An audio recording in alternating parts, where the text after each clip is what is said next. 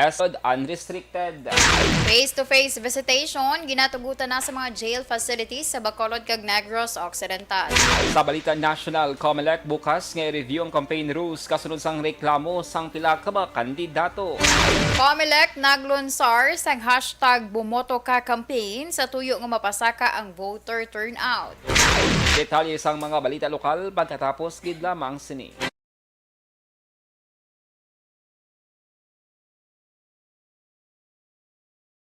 Bangod sa pamahog sing COVID-19 pandemic, madamo sing kompanya kag local government unit ang nagpatuman sang work from home sa ilang mga empleyado. Naga-work from home kung naka-close contact sa nagpositibo sa virus o kung mismo nagpositibo sa COVID-19. Madamo sang benepisyo ang mahatag sang work from home, pero hindi naton malikawan nga ma-bored kag ma-stress bangod sa sini nga setup sa masobra na isa ka tuig nga pagpakiaway sa COVID-19. Base sa pagtuon sa United Nations International Labor Organizations, nagatugas sing stress ang tuman niya pag-usas ng gadgets kangay sa cellphone kag computer.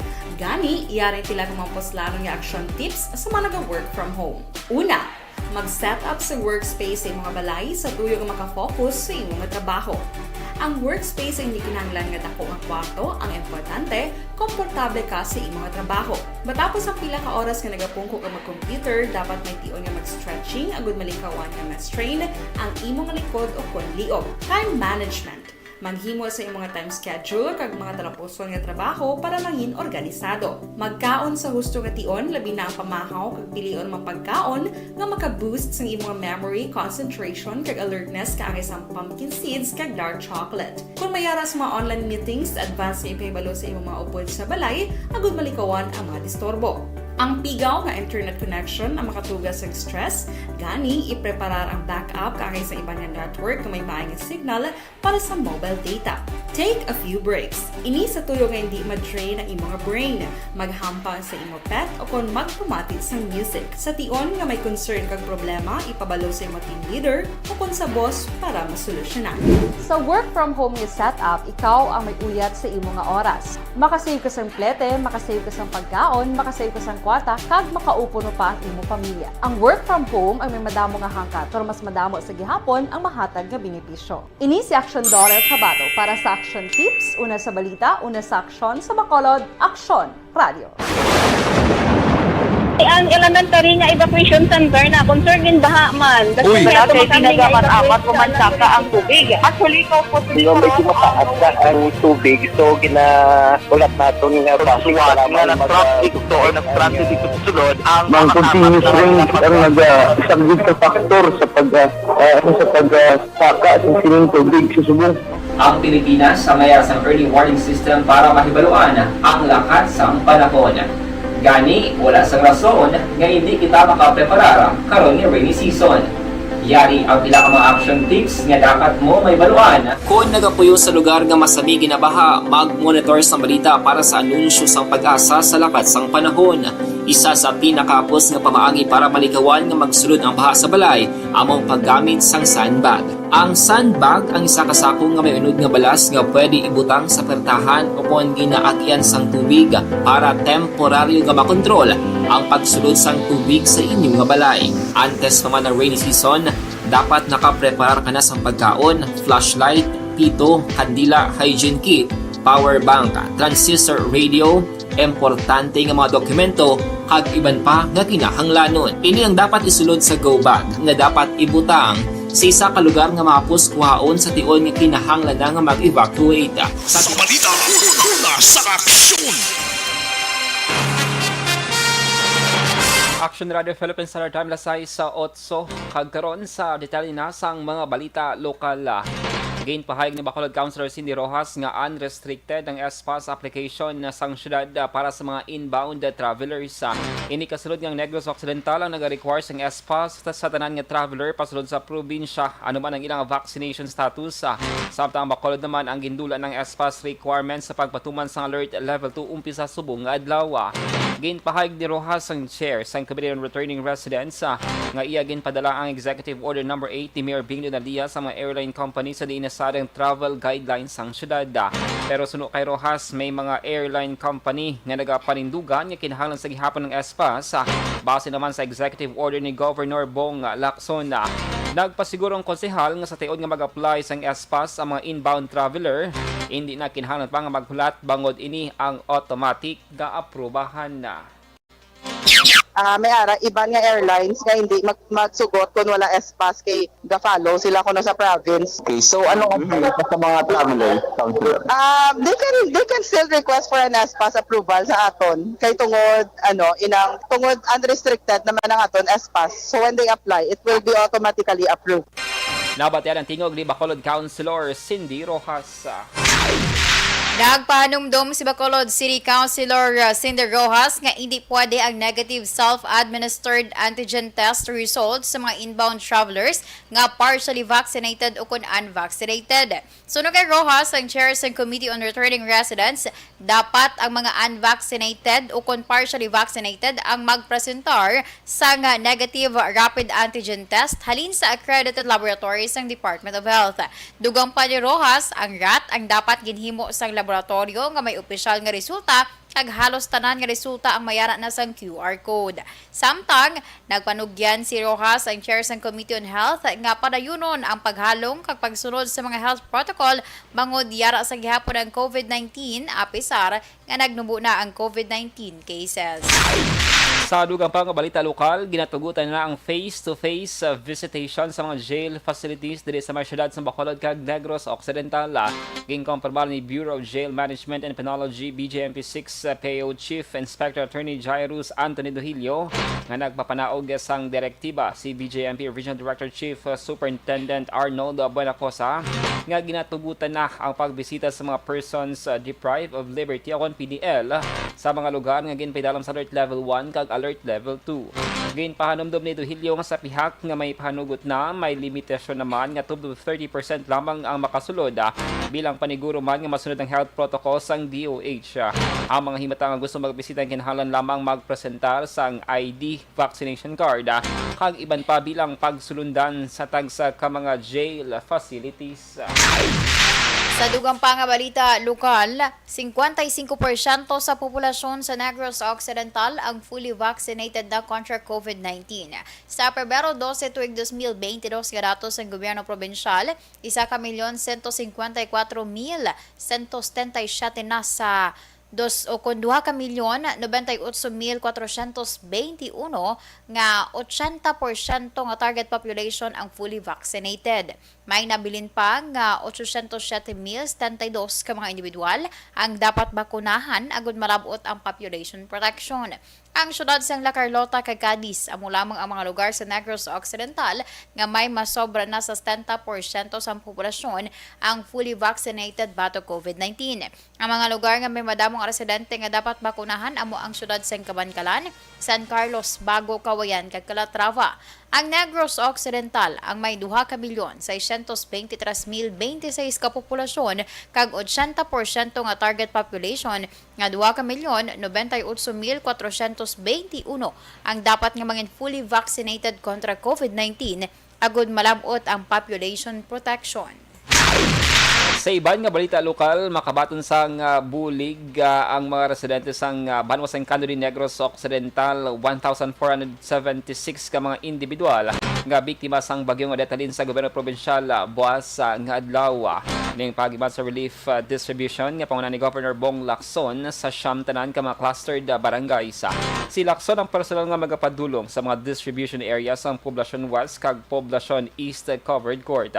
Sa Poblacion West, 833 ka mga persona pagatagan sang bulig alin sa may barangay Kabyaan, Kaningay, Gatuslao kag Poblacion West. Sa Poblacion East naman, 643 ang mga benepisyaryo halin sa barangay Agboy, Banga, Haba, Payawan kag Poblacion East. Lakip sa ipanagtagang house construction materials, food packs kag seedlings. Ang kanini among kalimang lugar sa ikanong nga distrito nga ginpadulungan sang gobernador para sa relief distribution. Una among Sipalay, Hinubaan, Kawayan kag Ilog. Sunod nga pagkakatuan ni Lacson ang syudad sang Kabangkalan. Sa katapusan nga balita, lokal naglabot sa 23,800 pesos nga balor sa ginasuspetsuhan shabu ang nakuha sa isa ka lalaki sa bypass operation nga ginpatigayon sa Police Station 3 las 2:15 sang hapon sa bahin sa Purok Riverside, Barangay Banago, syudad sa Bacolod. Ang nadakpan ginkilala kay Wilfredo de la Cruz, 43 anyos, kag residente sa nasambit nga lugar. Nakuha kay de la Cruz ang 15 tanan ka heat seal transparent plastic sachets ang ginasuspetsuhan sa ginasuspetsuhan shabu nga may kabugaton nga 3.5 grams kag iban pa nga drug paraphernalia. Si de la Cruz ang priso karon sa custodial facility sa Police Station number 3.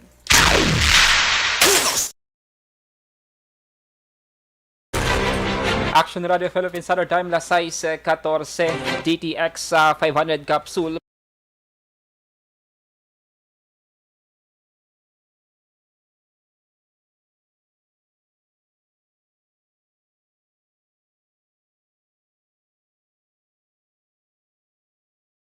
Bangod sa pamahog sing COVID-19 pandemic, madamo sing kompanya kag local government unit ang nagpatuman sang work from home sa ilang mga empleyado. Naga-work from home kung naka-close contacts na nagpositibo sa virus o kung mismo nagpositibo sa COVID-19. Madamo sang benepisyo ang mahatag sang work from home, pero hindi naton malikawan nga ma-bored kag ma-stress bangod sa sini nga setup sa masobra na isa ka tuig nga pagpakiaway sa COVID-19. Base sa pagtuon sa United Nations International Labour Organizations, nagatugas sing stress ang tuman niya pag-usas ng gadgets kaangay sa cellphone kag computer.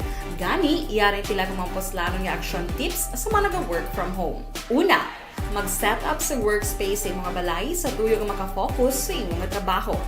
Ang workspace ay hindi kinahanglan nga dako nga kwarto, ang importante, komportable ka sa imong trabaho. Matapos ang pila ka oras nga nagapungko ka mag-computer, dapat may tion nga mag-stretching agud malikawan nga ma-strain ang imong likod o konliog. Time management.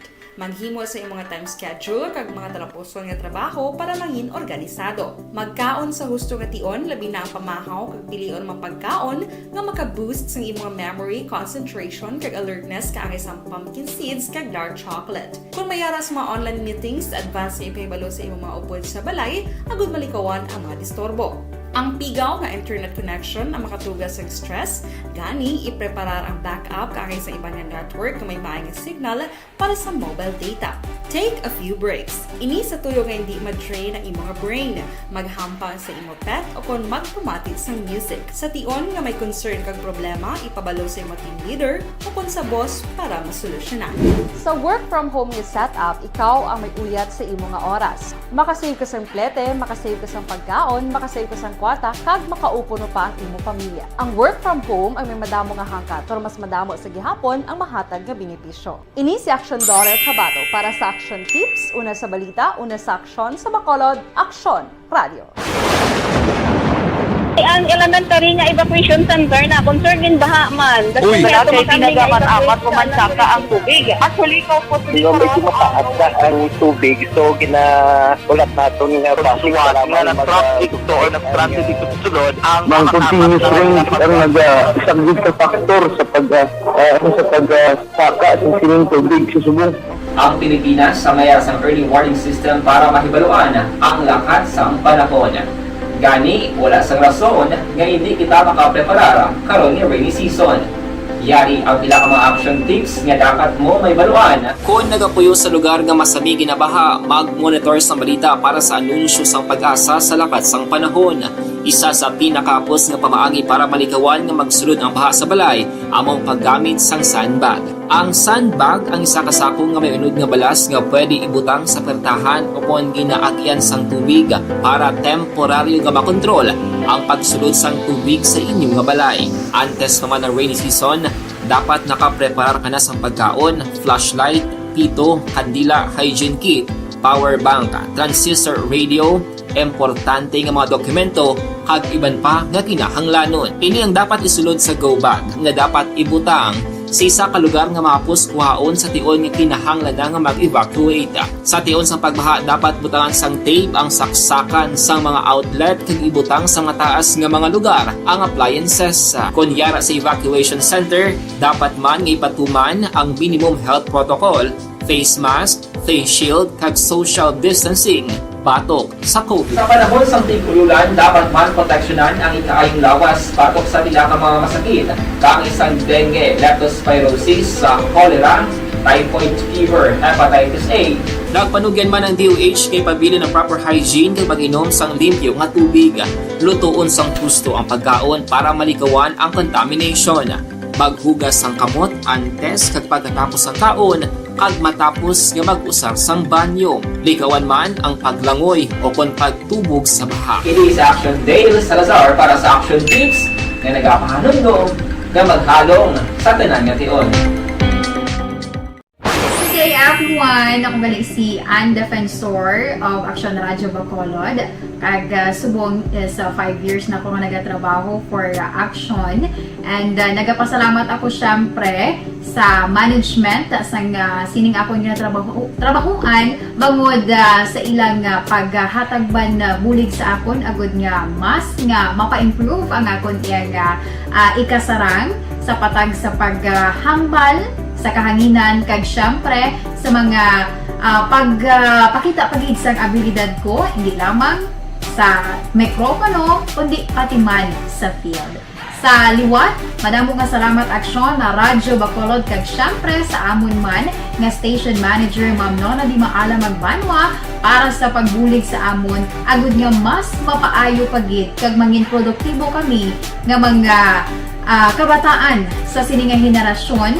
Kag syempre, nagapasalamat man ako sa Ginoo kay tungod nga naglawig ako diri sa Action Radio kag mas nga na-improve ang akon kaugalingon. Happy anniversary Action na Radyo Bacolod! Una sa balita, una sa Action, sa Bacolod, Action Radio.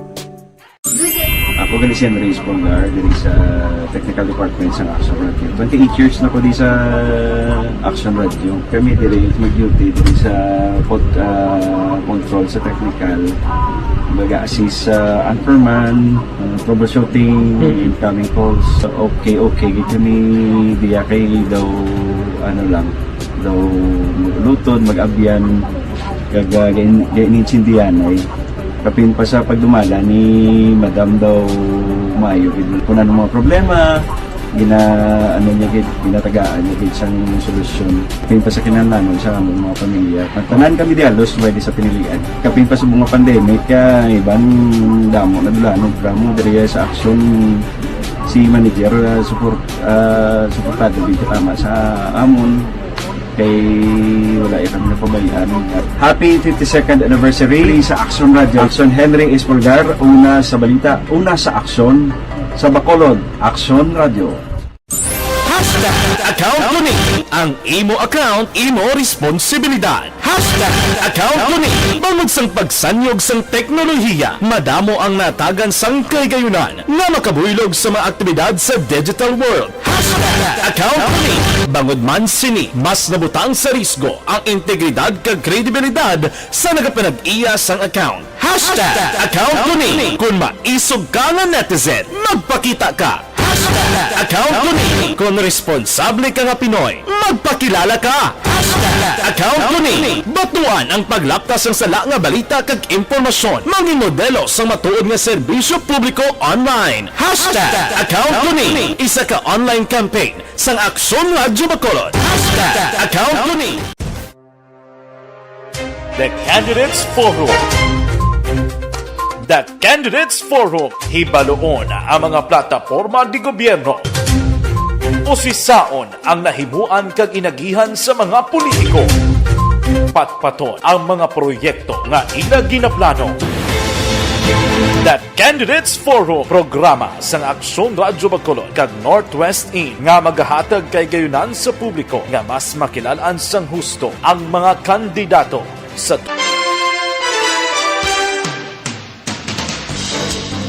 Action Radio Philippine Standard Time alas 6:23 kagkaron sa detalye na sang mga balita nasyonal. Bukas ang COMELEC nga i-review ang guidelines ng in-person campaigning para sa eleksyon kasunod sang pila ka mga reklamo gikan sa mga kandidato.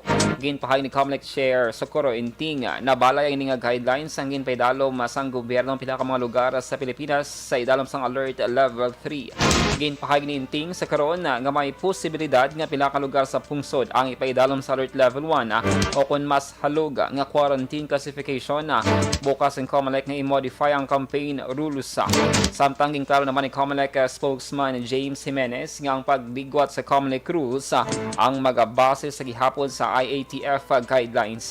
Si dalon sa Section 29 sa COMELEC Resolution 10732 pwede nga ma-modify sa COMELEC ang guidelines sa tiyon nga kinahanglanon depende sa iga-issue nga pulisa sa gobyerno nasyonal o kon IATF. Inumpisahan na sa Commission on Elections sa COMELEC kag Vote Pilipinas ang kampanya sang voter education kag pag-encourage sa publiko sang wais nga pagboto sa Mayo 9 nga national kag local election. Sa pagperma sang Memorandum of Agreement sa tunga sang COMELEC kag Vote Pilipinas, ginpahayag ni Vote Pilipinas founder Cez Rondario ang handom sang hashtag Bumoto Ka campaign amo nga mapasaka ang voter turnout sang 10%. Magapatigayon man sang sunod-sunod nga webinars kay caravans nationwide halin Pebrero tubto ba Abril agud malabot ang mas madamo nga mga botante. Sa dugang pang balita national, ginbasura sa COMELEC ang petisyon nga naga-cancel sa Certificate of Candidacy o COC ni Senate aspirant kag broadcaster Raffy Tulfo. Ginpahayag ni COMELEC Acting Chair Socorro Inting ang petisyon nga ginfile ni Julieta Pearson sa Oktubre 25 tuig 2021 ang ginbasura. Naga-claim si Pearson nga siya ang legal wife ni Tulfo kag ginkasal sila sang 1982. Sunod sa tagreklamo na himo ni Tulfo ang material misrepresentation sang nagfile ni sang COC kag ginbutang si Jocelyn Tulfo nga iya asawa. Nagfile man si Pearson sang bigamy case sa Quezon City Prosecutor's Office batok sa broadcaster. Una na ginpahayag ni Tulfo nga extortion na ang ini nga kaso. Ginpahayag man sadto sa isa ka election lawyer nga sa attorney Emil Marañon nga ang akusasyon ni Pearson ang hindi ground para sa cancellation sang COC.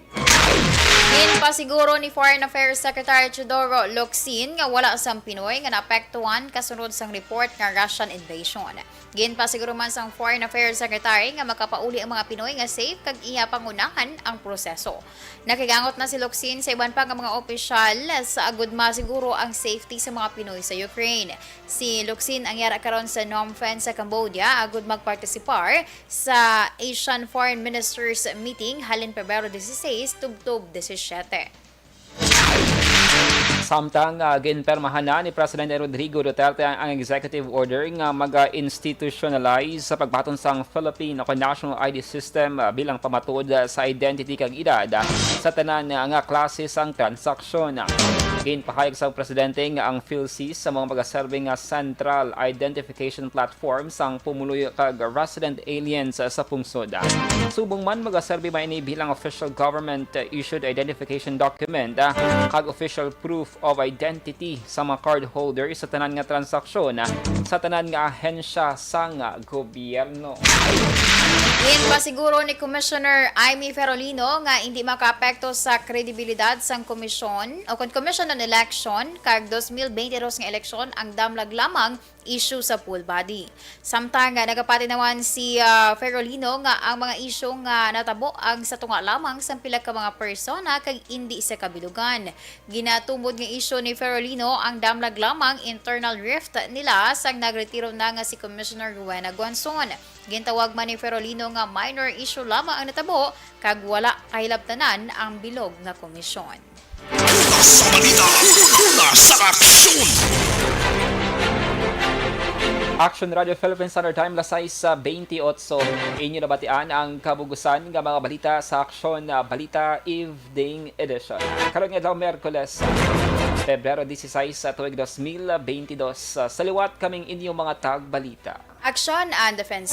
Ang Action Day la Salazar. Mga ka-aksyon sa diin ka man sa Pinas, labuton ka sa amon balita kag serbisyo. Sama-sama tayo, Pilipino. Una sa balita, una sa aksyon. Sa Bacolod Action Radio. Action Radio #1